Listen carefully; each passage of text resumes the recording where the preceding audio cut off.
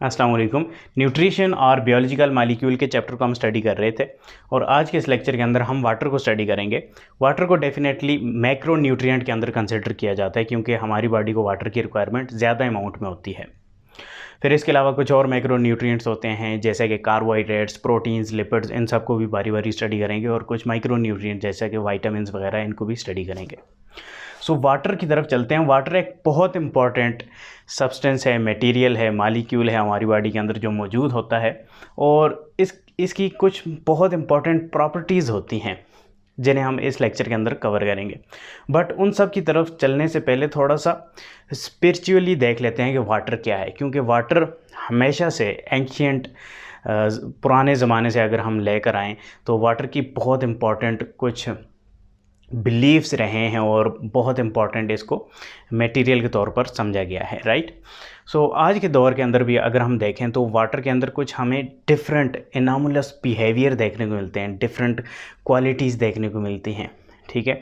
जैसा कि अगर आप देखें, if you are a Muslim you know very well about Zamzam का जो वाटर है, ठीक है, आबे जमज़म जो है उसको अगर हम देखते हैं तो उसके अंदर कुछ बड़ी यूनिक प्रॉपर्टीज़ देखने को हमें मिलती हैं, क्योंकि मुस्लिम का बिलीफ है कि जो जमज़म का वाटर है वो जन्नत से आ रहा है उसका पानी, तो डेफ़िनेटली उसकी कुछ हमें यहाँ पर दुनिया पर कुछ उसके असरात नज़र भी आते हैं, जैसे कि सराई एरिया में इतनी ज़्यादा मकदार में वाटर का मौजूद होना और वो कम भी नहीं हो रहा। इसके अलावा उसका जो वेल है उसके अंदर आपको कोई भी फंजाई और एल्गी ग्रो होते हुए नज़र नहीं आएंगे और उस वाटर को अगर आप बाटल में रखेंगे तो कभी भी उसके अंदर एल्गी ग्रो नहीं करेगा, स्मेल नहीं आएगी, बहुत प्योर वाटर है। और जब केमिकली हम उसे देखते हैं तो उसके अंदर कुछ फ्लोराइड्स और कैल्शियम की क्वांटिटी ज़्यादा होती है। जब आप पीते हैं तो आपको बड़ा हेल्दी फील होता है और डिजीज़ से वो पानी आपको बचाता है। इसके अलावा जब आप पहाड़ी इलाकों में आते हैं वहाँ पर जो चश्मों का पानी है वो भी जब आप पीते हैं तो आपको बड़ा डिफरेंट फील होता है, राइट।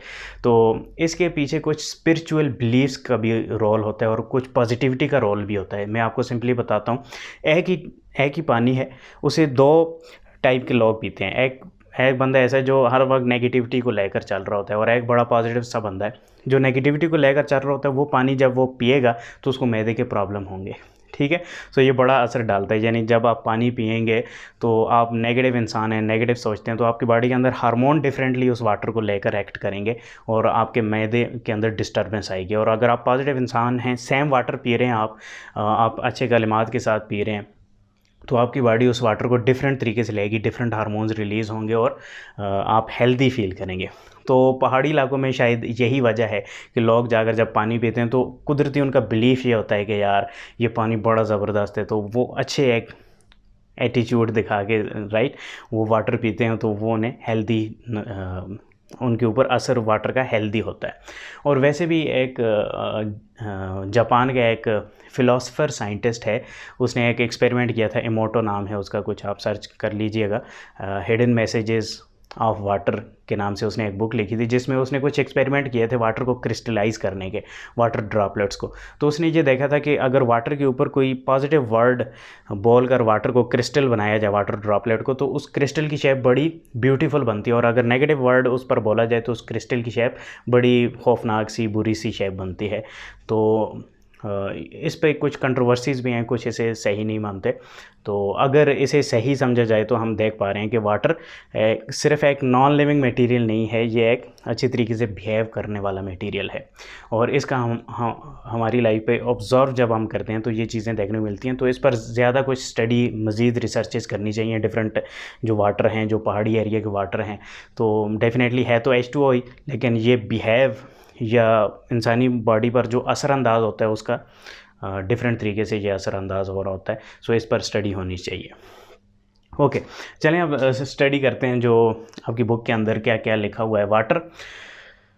ओके, यहाँ पर एक और चीज़ मैं इंक्लूड कर दूँ, जैसे आज से 1400 साल पहले चले जाएँ तो कुरान पाक के अंदर लिखा है कि इंसान को हमने पानी से बनाया, ठीक है। और आज हमें ये पता है कि हमारी बॉडी के अंदर सबसे ज़्यादा पानी ही मौजूद है। सो वाटर की क्वांटिटी हमारी बॉडी के अंदर सबसे ज़्यादा है, 60 to 75%। यह एक एवरेज वेट मैंने लिया है, बॉडी वेट का वाटर मौजूद होता है। तो अगर आप वेल हाइड्रेटेड हैं तो ये रेशो 75% से भी बढ़ सकती है, और अगर आपने पानी बहुत टाइम से नहीं पिया हुआ तो ये रेशो और भी कम हो सकती है। सो ऑन एवरेज 60 to 75% आपकी बॉडी के अंदर वाटर मौजूद होता है, और ये बहुत ज़रूरी है क्योंकि वाटर की प्रेजेंस की वजह से आपकी बॉडी के अंदर बहुत सारे फंक्शन हो रहे होते हैं, वो हम वाटर की प्रॉपर्टीज़ में देखते भी जाएंगे। सो वाटर की अगर नेचर की बात की जाए तो ये इनऑर्गेनिक है। ऑर्गेनिक आप जानते हैं कार्बन और हाइड्रोजन का मौजूद होना ज़रूरी है। सो वाटर के अंदर H2O कार्बन नहीं है। सो ये एक इनऑर्गेनिक मॉलिक्यूल है। कलरलेस वाटर का कलर नहीं होता, आप जानते हैं। ऑर्डरलेस वाटर का ऑर्डर यानी स्मेल भी नहीं होती और टेस्ट भी नहीं होता। तो जब आप पानी पीते हैं तो उसमें आपको टेस्ट भी आ रहा है, स्मेल भी आ रही है। वो क्यों आता है? क्योंकि डिफरेंट मिनरल्स वाटर के अंदर मौजूद होते हैं। जब हम प्योर वाटर की बात करें तो वो ऑर्डरलेस और टेस्टलेस सब्सटेंस होता है। ओके, अब हम चलते हैं प्रॉपर्टीज़ ऑफ वाटर की तरफ। सबसे पहले देख लेते हैं वाटर की नेचर कैसी है। तो हम कहते हैं कि वाटर पोलर होता है नेचर के अंदर, यानी वाटर के ऊपर चार्जेस होते हैं, ठीक है, पोल्स बने होते हैं। सो वाटर की शेप देखें तो ये ऑक्सीजन का मॉलिक्यूल है, ये 2 हाइड्रोजन मौजूद होते हैं, क्योंकि हम जानते हैं वाटर क्या है, H2O, 2 हाइड्रोजन है, 1 ऑक्सीजन है, राइट। सो हाइड्रोजन जो है उनकी जो प्रेजेंस है वो कुछ इस तरीके से होती है, यानी हाइड्रोजन ऐसे सामने होने चाहिए थे ना, बट यहाँ पर होते हैं। इसकी रीज़न ये है कि ऑक्सीजन के ऊपर 2 लोन पेयर मौजूद होते हैं। ये इलेक्ट्रॉन यानी कि लोन पेयर ऑफ इलेक्ट्रॉन मौजूद होते हैं, ठीक है। और ये लोन पेयर क्या करते हैं, ये हाइड्रोजन के साथ जो बॉन्ड बनाए हुए इलेक्ट्रॉन्स हैं इन्हें रिपेल करते हैं। सो इस तरीके से थोड़ी सी शेप बन जाती है नीचे की तरफ, राइट। ओके, अब जैसा कि मैंने आपको बताया कि वाटर की जो नेचर है वो पोलर होती है। पोलर नेचर का मतलब क्या होता है कि ऑक्सीजन का जो एलिमेंट है वाटर के अंदर ये इलेक्ट्रोनेगेटिव एलिमेंट होता है। इलेक्ट्रोनेगेटिविटी कैसे बोलते हैं? To attract tendency of an element to attract a shared paired electron, यानी किसी के साथ जब आपने बॉन्ड बना लिया, किसी एक एलिमेंट ने बॉन्ड बना लिया, तो वो एलिमेंट दूसरे एलिमेंट का जो इलेक्ट्रॉन है उसे अपनी तरफ खींचने की सलाहियत कितनी रखता है। सो ऑक्सीजन के अंदर जो ये सलाहियत है ये ज़्यादा होती है as compare to hydrogen. So oxygen का एलिमेंट क्या कर रहा है, जो इलेक्ट्रॉन शेयर हुआ होता है उसे अपनी तरफ खींचता है। सो दोनों इलेक्ट्रॉन जो हैं वो ऑक्सीजन के ऑर्बिट में ज़्यादा अंदर आ जाते हैं, जिसकी वजह से ऑक्सीजन पर एक पार्शियल नेगेटिव चार्ज आता है। तो यहाँ पर मैं आपको इस डायग्राम के ज़रिए समझाता हूँ कि ये ऑक्सीजन का एलिमेंट है। अगर आप देख पा रहे हैं ये हाइड्रोजन का एलिमेंट है, तो ऑक्सीजन के एलिमेंट ने ये जो शेयर्ड पेयर ऑफ इलेक्ट्रॉन है इसे अपनी तरफ ज़्यादा खींचा हुआ है, क्योंकि इसके अंदर ये सलाहियत है, इलेक्ट्रोनेगेटिविटी की सलाहियत है कि ये इलेक्ट्रॉन्स को अपनी तरफ खींच सकता है। सो इसने जब इन इलेक्ट्रॉन्स को अपनी तरफ खींचा है तो ये हाइड्रोजन से इलेक्ट्रॉन्स थोड़े से दूर जा चुके हैं। सो ये ऑक्सीजन के ज़्यादा पास हैं। सो ऑक्सीजन पर एक पार्शियल नेगेटिव चार्ज आएगा, ठीक है। ये यहाँ पर दूसरे हाइड्रोजन के साथ भी इसने सेम काम किया है, इन दोनों इलेक्ट्रॉन्स को भी अपनी तरफ ज़्यादा खींचा है। अब हाइड्रोजन से इलेक्ट्रॉन दूर गए हैं, तो इलेक्ट्रॉन जब हाइड्रोजन से दूर जाएगा, जैसे हम सिंपली समझते हैं कि किसी भी एलिमेंट से जब हम इलेक्ट्रॉन निकालते हैं तो उसके पास फिर क्या होता है, पॉजिटिव चार्ज आ जाता है, यानी उसका जो प्रोटॉन है वो पॉजिटिव चार्ज के तौर पर शो होता है। सो यहाँ पर क्या हुआ है, इलेक्ट्रॉन निकला तो नहीं है बट शेयरिंग में ऑक्सीजन के करीब चला गया और हाइड्रोजन से दूर चला गया है। सो ऑक्सीजन के करीब जाने से पार्शियल स्लाइट चार्ज आया है नेगेटिव, और हाइड्रोजन से दूर गया है तो हाइड्रोजन पर पार्शियल पॉजिटिव चार्ज आ जाएगा, ठीक है। So partial positive charge hydrogen इस पर भी आएगा, इस पर भी आएगा। सो आप देख पा रहे हैं कि पोल्स बन चुके हैं, नेगेटिव एंड पॉजिटिव पोल्स बन चुके हैं। सो वाटर की जो नेचर होती है वो पोलर होती है। क्लियर हो गया? ओके, ओवरऑल नेट चार्ज जो है वो ज़ीरो ही होता है, क्योंकि यहाँ पर पॉजिटिव लग रहा है, यहाँ पर नेगेटिव लग रहा है। ओवरऑल ये एक न्यूट्रल मॉलिक्यूल है बट इसके अंदर पोलैरिटी मौजूद है, राइट। ओके, अब हम सेकंड प्रॉपर्टी की तरफ चलते हैं कि वाटर के मॉलिक्यूल्स के अंदर हाइड्रोजन बॉन्डिंग मौजूद होती है, ठीक है। ये तो यहाँ पर कोवलेंट बॉन्डिंग के ज़रिए से हाइड्रोजन वाटर के साथ अटैच हुआ है, ऑक्सीजन के साथ अटैच हुआ है। बट वाटर के एक मॉलिक्यूल और दूसरे मॉलिक्यूल के दरमियान जो बॉन्डिंग होती है उसे हाइड्रोजन बॉन्डिंग कहा जाता है। अब ये वाटर का जो मॉलिक्यूल है ये सेपरेट नहीं पड़ा होता और भी वाटर के मॉलिक्यूल के साथ बॉन्ड बना रहा होता है। एग्जाम्पल के ज़रिए समझते हैं, ये एक वाटर का मॉलिक्यूल आ गया ऑक्सीजन और 2 हाइड्रोजन, ये दूसरा वाटर का मॉलिक्यूल आ गया ऑक्सीजन और 2 हाइड्रोजन। तो हमें पता है कि ऑक्सीजन पर स्लाइटली नेगेटिव चार्ज है, स्लाइट नेगेटिव चार्ज है, ठीक है। ऑक्सीजन के एलिमेंट पर क्या है, स्लाइट नेगेटिव चार्ज है, और जो हाइड्रोजन के एलिमेंट्स हैं उन पर क्या है, स्लाइटली या पार्शियल पॉजिटिव चार्ज है, ठीक है। सो यहाँ पर जितने भी हाइड्रोजन के एलिमेंट्स हैं उन पर स्लाइट पॉजिटिव चार्ज आ जाता है, ठीक है। क्लियर हो गया।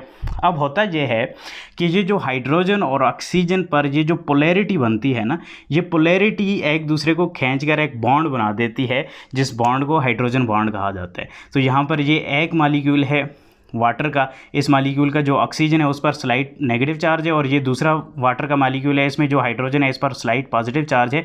सो हाइड्रोजन और ऑक्सीजन के दरमियान एक और फोर्स बिल्ट होगी, एक किस्म का बॉन्ड बनेगा जिसे हाइड्रोजन बॉन्ड कहा जाता है।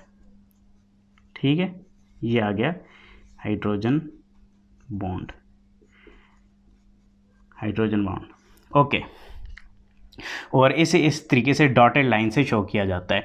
सो यहाँ पर ये हाइड्रोजन पर स्लाइड पॉजिटिव चार्ज था, इसने ऑक्सीजन के साथ स्लाइड नेगेटिव एलिमेंट के साथ एक कमज़ोर सा बॉन्ड बनाया, लेकिन इतना कमज़ोर नहीं है। जब बहुत सारे ये बन जाते हैं तो एक पॉजिटिव फोर्स ही बिल्ट हो जाती है। यहाँ पर ये दूसरा हाइड्रोजन है, इसने दूसरे ऑक्सीजन के साथ बॉन्ड बनाया है, ये ऑक्सीजन ने इस हाइड्रोजन के साथ भी बॉन्ड बनाया है। इसी तरीके से यहाँ पर इस ऑक्सीजन ने यहाँ पर कोई हाइड्रोजन होगा वहाँ पर भी बॉन्ड बनाएगा। सो इस तरीके से ये जो बॉन्ड्स बनेंगे जिन्हें हाइड्रोजन बॉन्ड कहा जाता है, इसकी वजह से वाटर के अंदर एक attractive force of attraction build होती है, जिसे आगे हम जाकर देखेंगे। इस फोर्स को कोहेसिव फोर्स भी कहा जाता है। वाटर के अंदर जो एक मालिक्यूल और दूसरे मालिक्यूल को आपस में खींचने की जो फोर्स होती है उसे कोहेसिव फोर्स भी कहा जाता है, और ये किस वजह से बनती है? Because of hydrogen bonding. Clear हो गया? ओके, अब हम नेक्स्ट प्रॉपर्टी की तरफ चलते हैं वाटर की। वो आ जाती है, वाटर एक बहुत एक्सीलेंट सॉल्वेंट है, और क्योंकि वाटर एक पोलर मालिक्यूल है तो आपको पता है कि पोलर मालिक्यूल पोलर सब्सटेंसेस को ही डिज़ोल्व करने की सलाहियत रखता है। सॉल्वेंट क्या होता है? जिसके अंदर सोल्यूट्स डिज़ोल्व हो सकें, राइट। सो वाटर एक एक्सीलेंट सॉल्वेंट है, तो जितने भी पोलर मालिक्यूल्स हैं वाटर उन्हें आसानी के साथ अपने अंदर डिज़ोल्व कर सकता है। सो एक पोलर मालिक्यूल की एग्जांपल ले लेते हैं NaCl, यानी जब आप नमक को वाटर के अंदर डालते हैं तो ज़रा सा आप स्टेयर करते हैं, हिलाते हैं उस मालिक्यूल को, तो आप देख पाते हैं कि वो सॉल्ट जो है वो गायब हो जाता है वाटर के अंदर। वो कैसे गायब होता है कि वाटर के मालिक्यूल्स आप जानते हैं उन पर स्लाइटली पॉजिटिव, और यहाँ पर मैं लिख लेता हूँ स्लाइट पॉजिटिव, और यहाँ पर भी हाइड्रोजन है, स्लाइट पॉजिटिव चार्ज आ गया। ठीक है, और जो ऑक्सीजन है उस पर क्या होता है? पार्शियल या स्लाइटली नेगेटिव चार्ज होता है। ठीक है, स्लाइट नेगेटिव, ये नेगेटिव चार्ज आ गया, नेगेटिव। अब होता यह है कि NaCl में जो Cl होता है उस पर नेगेटिव चार्ज होता है, ये एक आयनिक बॉन्ड बनता है, राइट, और सोडियम जो है इस पर पॉजिटिव चार्ज होता है। सो वाटर के अंदर जो पॉजिटिव वाले पोर्शन है, यानी हाइड्रोजन वाले जो पोर्शन है, वो Cl के इर्द गिर्द इस तरीके से आकर अटैच हो जाते हैं। ठीक है, और जो ऑक्सीजन वाले एलिमेंट्स हैं वो सोडियम के इर्द गिर्द आकर अटैच हो जाते हैं। इन दोनों को आपस से खींच के उस बॉन्ड को तोड़ देते हैं और अलग कर देते हैं, और इस तरीके से सोडियम और क्लोरीन जो है ये दोनों अलग अलग होने के बाद वाटर के अंदर डिज़ोल्व हो जाते हैं। सो इसी तरीके से कोई भी पोलर सब्सटेंस वाटर के अंदर डिज़ोल्व हो जाता है। कैसे डिज़ोल्व होता है कि वाटर की जो पोलैरिटी है, पोलर नेचर है, वो उस तरीके से एलिमेंट्स को सेपरेट कर देती है और उनके इर्द गिर्द आकर अटैच हो जाती है। सो क्लोरीन पर हम जानते हैं नेगेटिव चार्ज है, सो उस क्लोरीन को वाटर के जो पॉजिटिव पोल है वो घेर लेता है, और जो सोडियम है उस पर पॉजिटिव चार्ज है हम जानते हैं। सो सोडियम को ऑक्सीजन वाटर का जो पॉजिटिव पोल है वो आकर घेर लेता है और इस तरीके से डिज़ोल्व कर लेता है चीज़ों को। ठीक है, आपस में तोड़कर डिज़ोल्व कर लेता है। और हम जानते हैं कि जो पोलर मालिक्यूल्स हैं वो अच्छे तरीके से वाटर के अंदर डिज़ोल्व होते हैं, क्योंकि वाटर पोलर है, और पोलर मालिक्यूल्स को हाइड्रोफिलिक भी कहा जाता है, यानी ये वाटर लविंग होते हैं, वाटर के अंदर जाकर ये डिज़ोल्व हो जाते हैं। और कुछ ऐसे एलिमेंट्स होते हैं जो वाटर के अंदर डिज़ोल्व नहीं होते, उन्हें हाइड्रोफोबिक कहा जाता है, और ये भी आपकी बॉडी के अंदर हाइड्रोफोबिक मालिक्यूल्स भी मौजूद होते हैं, और ये बहुत ज़रूरी होते हैं आपके बॉडी के सेल्स की इंटेग्रिटी, केमिकल्स की इंटेग्रिटी को मेंटेन करने के लिए। फॉर एग्ज़ाम्पल आपकी बॉडी के सेल्स के अंदर जो डिफरेंट टाइप के लिपिड्स होते हैं वो वाटर के अंदर डिज़ोल्व नहीं होते, और आप जानते हैं जितनी भी जो मेम्ब्रेन्स हैं सेल्स वगैरह की और ऑर्गेनेलीज की मेम्ब्रेन्स, उनमें लिपिड्स मौजूद होते हैं। सो ये बहुत एसेंशियल है कि वो डिज़ोल्व ना हो, क्योंकि नहीं तो मेम्ब्रेन ब्रेक हो जाएगी। ठीक है, सो ये लिपिड्स क्या करते हैं? डिज़ोल्व नहीं होते और सेल की इंटेग्रिटी को मेंटेन रखते हैं। सो हर चीज़ का बेनिफिट है, वाटर के अंदर चीज़ों का डिज़ोल्व होने का भी बेनिफिट है। वो बेनिफिट क्या होता है कि जितने भी केमिकल्स रिएक्शन है आपकी बॉडी के अंदर वो वाटर के अंदर हो रहे होते हैं, राइट। एक हम कह सकते हैं लिक्विड ही एनवायरनमेंट के अंदर हो रहे होते हैं जिसमें वाटर होता है। तो वाटर उन केमिकल्स को क्या करता है, डिज़ोल्व करता है। अब ये केमिकल आसानी के साथ सोडियम जो है किसी और एलिमेंट के साथ बॉन्ड बनाने की सलाहियत रखता है, रिएक्ट करने की सलाहियत रखता है। सो वाटर के अंदर ये सॉल्वेंट नेचर वाटर की बहुत बेनिफिशियल होती है केमिकल रिएक्शन को परफॉर्म करवाने के लिए बॉडी के अंदर।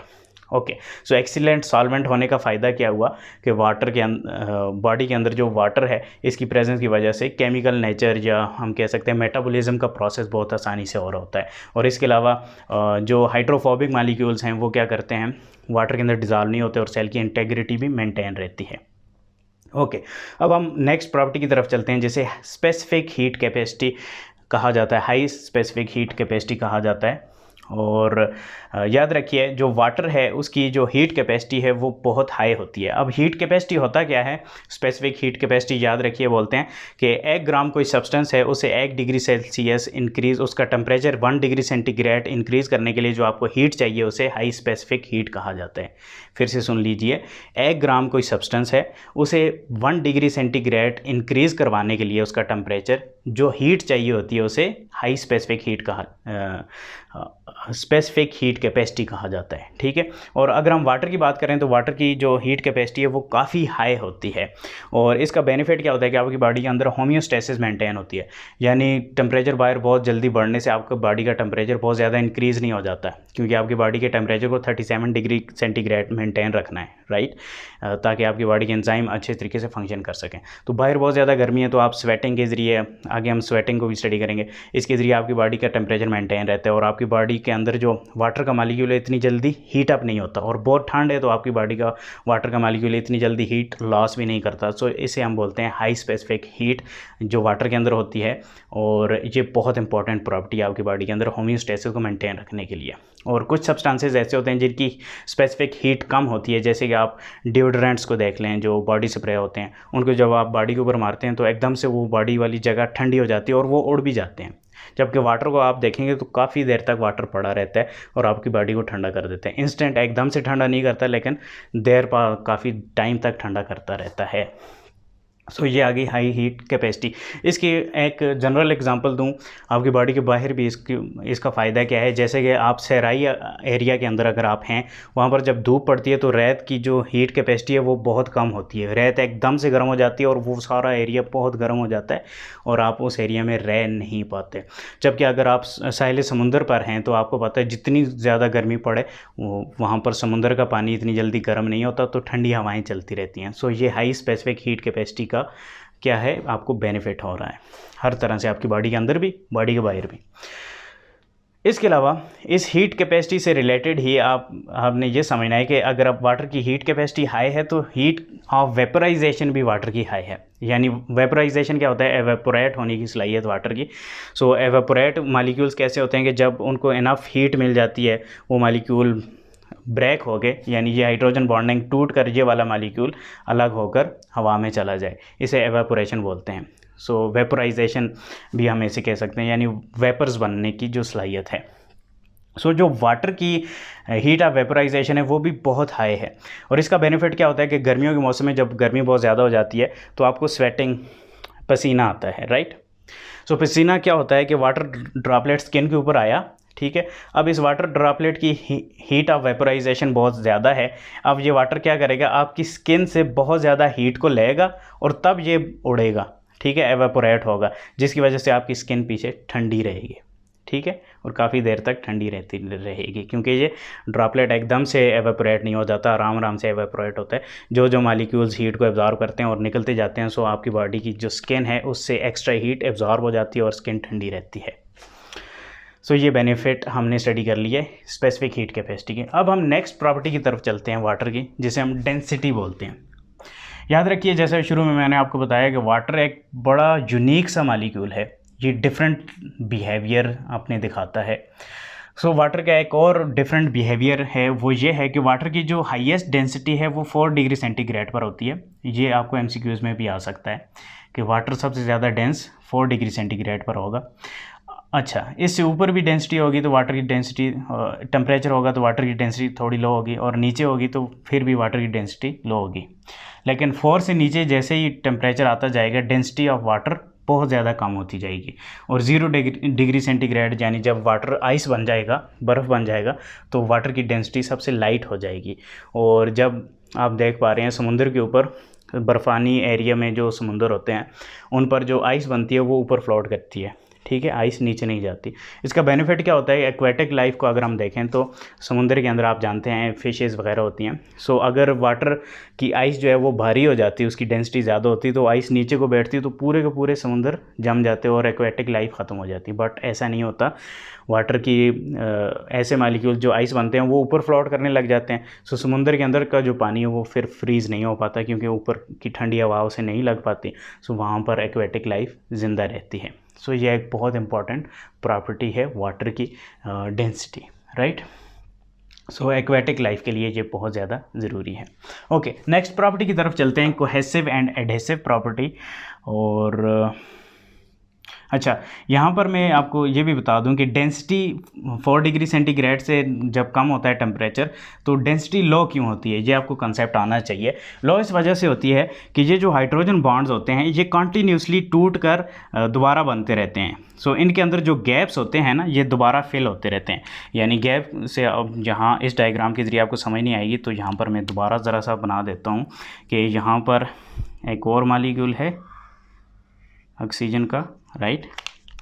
सो यहाँ पर हाइड्रोजन का मालिक्यूल है, ये भी हाइड्रोजन आ गया। सो यहाँ पर इस ऑक्सीजन और इस हाइड्रोजन के दरमियान भी बॉन्डिंग बनेगी, ठीक है। यहाँ पर अगर कोई ऑक्सीजन है वो तो ठीक है, लेकिन यहाँ पर ऐसे भी बॉन्डिंग बन सकती है, ठीक है। सो ये बॉन्डिंग टूट कर, ये लेट्स से यहाँ पर किसी मालिक्यूल के साथ ये बॉन्डिंग थी, वहाँ से टूटी, यहाँ पर किसी मालिक्यूल के साथ ये बॉन्डिंग थी ऑक्सीजन के, ये बॉन्डिंग यहाँ से टूटी और टूटकर इसके साथ बन गई। अब ये जो दरमियान का गैप था ये कम हो चुका है। सो जब ये गैप कम होगा तो क्या होगा, ये मालिक्यूल जो है ये भारी होगा। सो जब वाटर अपनी लिक्विड फॉर्म में होता है तो ये बॉन्ड कंटिन्यूसली टूटते हैं और ये जो एम्प्टी स्पेसेस हैं ये फिल होती रहती हैं। लेकिन जब वाटर ठंडा हो जाता है तो ये वाली स्पेसेस फिल नहीं हो पाती। सो जो स्पेसेस होती हैं वो ज़्यादा ही रहती हैं, जिसकी वजह से वाटर लाइट होता है। सो 0 डिग्री सेंटीग्रेड जब वाटर फ्रीज़ होता है तो ये बॉन्ड टूटने वाली सलाहियत ख़त्म हो जाती है और स्पेसेस फिल होने वाली सलाहियत ख़त्म हो जाती है वाटर की, जिसकी वजह से वाटर की डेंसिटी लो होती है। गैप यानी कि एयर गैप्स मौजूद होते हैं जिसकी वजह से वाटर फ्लोट करता है। Okay, next property cohesive and adhesive property की तरफ चलते हैं। कोहेसिव प्रॉपर्टी, जैसे कि मैंने शुरू में आपको बताया था, ये ऐसी प्रॉपर्टी है कि वाटर के मॉलिक्यूल एक दूसरे के साथ जो जुड़े होते हैं इसे कोहेसिव प्रॉपर्टी, कोहेसिव फोर्स कहा जाता है। और आप जानते होंगे अभी तक कि ये जो कोहेसिव फोर्स है ये किस वजह से होती है, ये हाइड्रोजन बॉन्डिंग की वजह से होती है। यहाँ पर ये जो बॉन्डिंग बन रही है ना इसे कोहेसिव बॉन्डिंग कहते हैं। कौन सी बॉन्डिंग, कोहेसिव बॉन्डिंग, ठीक है। सो ये जो हाइड्रोजन बॉन्डिंग है बेसिकली इसे कोहेसिव फोर्स भी कहा जाता है। सो वाटर के मॉलिक्यूल एक दूसरे के साथ जुड़े होते हैं, इसे कोहेसिव फोर्स कहा जाता है। और ये प्रॉपर्टी कहाँ पर काम आती है, सरफेस टेंशन को जब हम देखते हैं तो हमें पता चलता है कि वाटर के अंदर कोहेसिव फोर्स है। सरफेस टेंशन का मतलब क्या है कि आप ग्लास का पानी भरें और उसे भरते जाएं तो आप देखेंगे एक टाइम ऐसा आएगा कि ग्लास से पानी ऊपर को निकला होगा, गिरा नहीं होगा, नीचे नहीं गिर रहा होगा। सो इसका मतलब ये है कि वाटर के जो मॉलिक्यूल हैं वो आपस में जुड़े हुए हैं, उनकी कोशिश ये है कि हम टूटे ना, हमारी बॉन्डिंग आपस में टूटे ना। तो इस फोर्स को कोहेसिव फोर्स कहा जाता है। और डेफिनेटली जब ज़्यादा पानी हो जाएगा फिर वो टूट जाएंगे, ग्रेविटी की वजह से वो फोर्सेस, ये हाइड्रोजन बॉन्डिंग टूट कर पानी गिर जाएगा। लेकिन एटलीस्ट आपको इस तरीके से वाटर का एक बल्ज सा, बाहर निकला हुआ वाटर का एक बल्ज सा नज़र आएगा आपको, वाटर ऐसे सरफेस से ऊपर की तरफ निकला हुआ नज़र आएगा। तो ये कोहेसिव फोर्स होती है।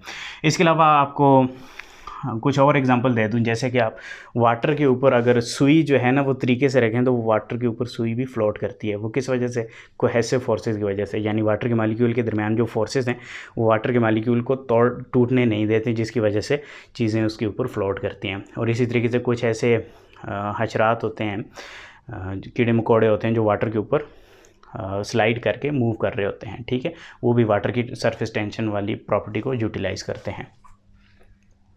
ओके, फिर सेकंड जो प्रॉपर्टी है एडहेसिव प्रॉपर्टी। वाटर के अंदर एडहेसिव प्रॉपर्टी भी होती है, यानी कि अगर किसी ऐसी सरफेस के साथ वाटर अटैच है जिसके अंदर भी पोलैरिटी है, जैसे कि यहाँ पर ये जो वाल है लेट्स से इस पर स्लाइट पॉजिटिव चार्ज है और ये वाली जो वॉल है इस पर स्लाइट नेगेटिव चार्ज है, तो होगा क्या कि वाटर के मालिक्यूल्स क्या करेंगे, ये जो वाटर के मालिक्यूल में पोलैरिटी में जो पार्शियल नेगेटिव वाला एरिया है ये पार्शियल पॉजिटिव के साथ अटैच होकर इस तरीके से एडेसिव प्रॉपर्टी सिंपली मैं आपको बता दूं कि वाटर की सरफेसेस के साथ अटैच होने की सलाहियत को एडेसिव प्रॉपर्टी कहा जाता है। सो यहाँ पर पार्शियल पॉजिटिव है, सो नेगेटिव के साथ इस तरीके से, यानी अगर आप वाटर को किसी सरफेस के अंदर डालेंगे, वहाँ पर अगर सरफेस की जो वाल है उस पर स्लाइट पॉजिटिव चार्ज है, तो वाटर का जो ऑक्सीजन वाला एरिया है या पोलैरिटी में जो नेगेटिव एरिया है वो पॉजिटिव एरिया के साथ आकर बॉन्डिंग बना लेगा। ठीक है, सो यहाँ पर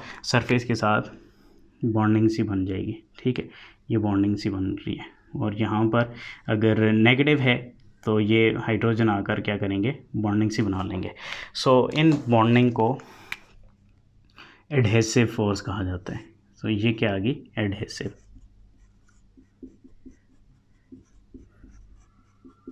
जबकि यहाँ पर ये जो आपस में जुड़ने वाली प्रॉपर्टी है इसे कोहेसिव बॉन्डिंग या कोहेसिव फोर्स कहा जाता है। होपफुली आपको समझ आ रही होगी। अच्छा, इसकी तो मैंने आपको बता दी थी कोहेसिव फोर्स की जो आगे यूटिलाइजेशन है वो सरफेस टेंशन आ जाती है। जबकि एडेसिव फोर्स को जब हम देखें तो इसमें एग्जांपल हमारे पास कैपिलरी एक्शन आ जाता है, यानी पतली सी अगर कोई ट्यूब है तो उसमें हमें वाटर ऊपर की तरफ मूव करता हुआ नजर आता है। एग्जाम्पल में यहाँ पर एक बीगर है, उसमें छोटी छोटी ट्यूब्स रखी हुई हैं, जितनी पतली ट्यूब होगी वाटर उतना ज़्यादा उसमें ऊपर की तरफ मूव करेगा। ठीक है, और ट्यूब अगर मोटी होगी तो वाटर कम ऊपर जाएगा, और मोटी होगी कम ऊपर जाएगा। उसकी वजह यह है कि याद रखिए ये जो एडहेसिव फोर्स है ये कोहेसिव से ज़्यादा होती है। ठीक है, यानी अगर ट्यूब बहुत पतली है तो उन मालिक्यूल्स को ज़्यादा एरिया मिल रहा है सरफेस के साथ अटैच होकर ऊपर जाने का। ठीक है, सो अच्छा, ये वाटर के मालिक्यूल सरफेस के साथ अटैच हो रहे हैं और साथ में यहाँ पर कुछ मालिक्यूल्स इसके साथ अटैच हैं, कोहेसिव फोर्स भी है। सो कंटिन्यूसली कोहेसिव और एडेसिव फोर्स दोनों मिलकर इस ट्यूब में वाटर के मालिक्यूल को ऊपर मूव करवा रही हैं। ठीक है, सिंपली मैं आपको बता देता हूँ, यानी यहाँ पर कोई वाटर का मालिक्यूल है, इस सरफेस के साथ अटैच होकर ऊपर आया। ठीक है, तो इसके साथ कुछ नीचे बाकी मालिक्यूल अटैच थे जो कोहेसिव फोर्स की वजह से अटैच थे, वो मालिक्यूल भी इस तरीके से खींच कर ऊपर आते गए। सो इस तरीके से इस कैपिलरी के अंदर जो वाटर की मूवमेंट है ऊपर की तरफ होती रही। क्लियर हो गया? ओके, और इसकी एग्जांपल हमें देखने को मिलती है जाइलम और फ्लोएम की जो ट्रांसपोर्ट, वाटर की ट्रांसपोर्ट होती है वो इसी तरीके से हो रही होती है। इस पर डिटेल वीडियो मैंने बनाई हुई है, आपने देखनी है लाजमी, जाइलम की जो ट्रांसपोर्ट है वो कैसे होती है। उसमें ये कोहेसिव और एडेसिव फोर्स का बहुत बड़ा रोल होता है। सो इनफ, आई थिंक काफ़ी ज़्यादा डिटेल में हमने वाटर की हर प्रॉपर्टी को स्टडी कर लिया है। होपफुली आपको लेक्चर समझ में आया होगा। नेक्स्ट लेक्चर तक के लिए मुझे इजाज़त दें। शुक्रिया, अल्लाह हाफिज़।